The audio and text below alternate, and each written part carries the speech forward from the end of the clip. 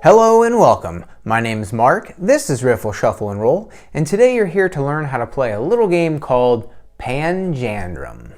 If it's your first time visiting the channel, be sure to hit subscribe and the bell so you're notified about new games every week. Panjandrum is a card game for 3 to 5 players in the shedding family. Its key features and mechanisms include hand shedding, hand management, and take that actions. The objective of the game is to be the first player to get rid of all their cards. In order to play Panjandrum, all you need is a rook deck. This game does not use the rook card. Go ahead and remove it. But it does use all the other cards ranked 1 through 14 in each color.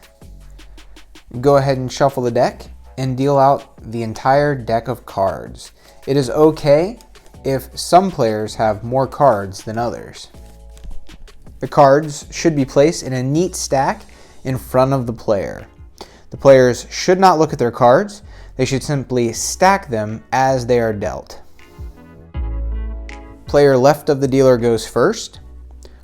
At the beginning of the game, the player will draw a card from the top of their draw pile. If it is a 1, they play it to the center. This begins a discard pile. From this point on, red cards will be discarded here in sequential order. So the next card that must be placed here is a red 2. If the player is able to play on the discard pile or start a new discard pile, they may go again. So they draw the next card.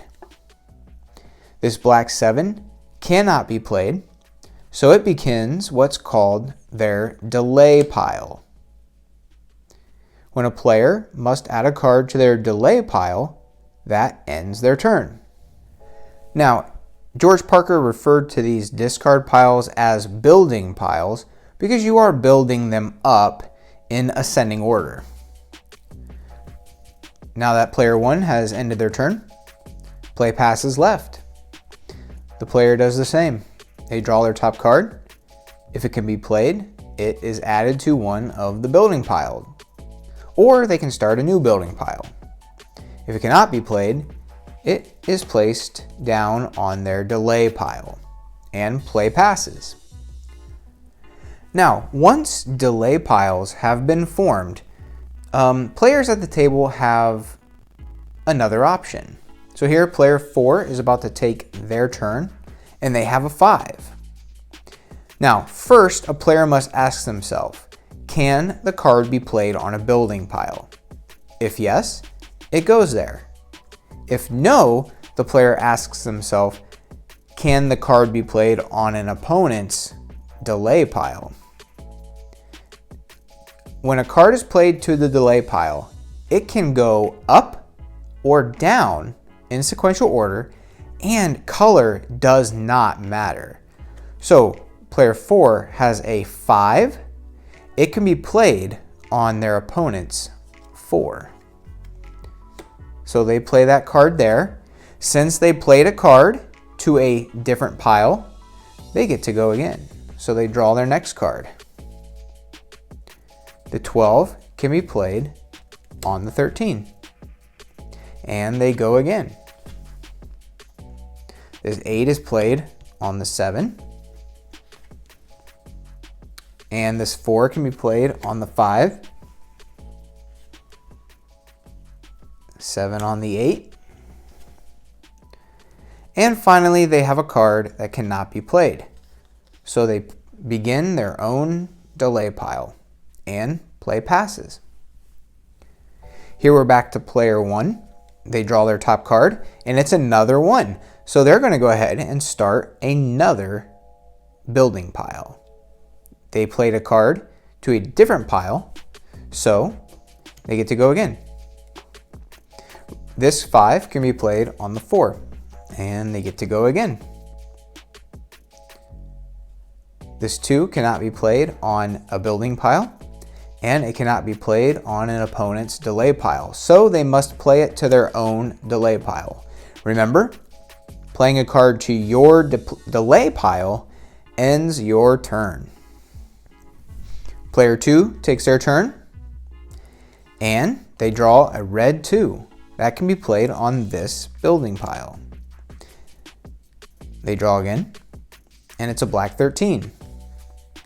It can't be played on a building pile, an opponent's delay pile, so it must go on their own.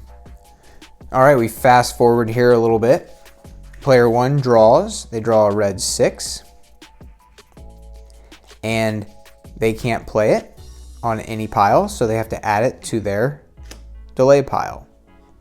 When a player runs out of draw cards, they flip their delay pile over and begin again. So on player 1's next turn, they would draw the top card and play it to any pile possible. If a player has a card on the top of their delay pile that can be played, they must play that card. So here player 2 is able to play the yellow 3 on the yellow building pile. Then they look at their next discard and see that it's a green 4. If they're able to play that, they can. If not, they draw from their draw pile. If that card can be played, they play it and then check to see if their top discard can be played. If not, they draw again. And they continue playing until they are unable to play any more cards. Now, it is possible for a player to make a mistake and miss a possible play. So here, let's pretend that it's player 2's turn again.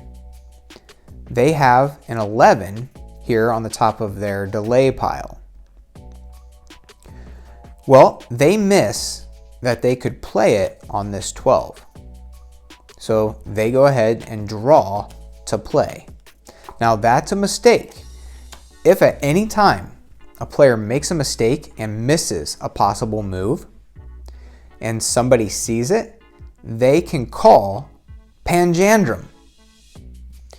And they essentially challenge the player saying, you've missed a possible move.